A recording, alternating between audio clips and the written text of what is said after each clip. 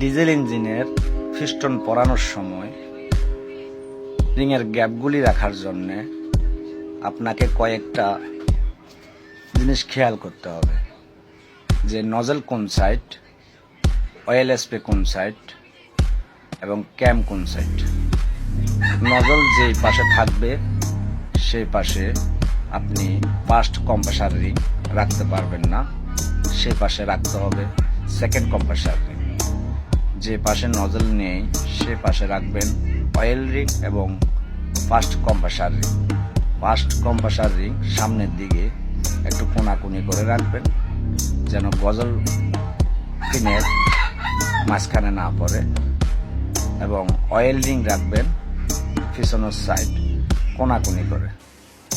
যদি oil spray থাকে একটু এদিক ওদিক করে অয়েল রিংটা পরাতে হবে। আমি এইভাবেই পরাই, আপনারা কে কিভাবে পরান জানাতে পারেন। আমি মনে করি এইভাবে পরালেই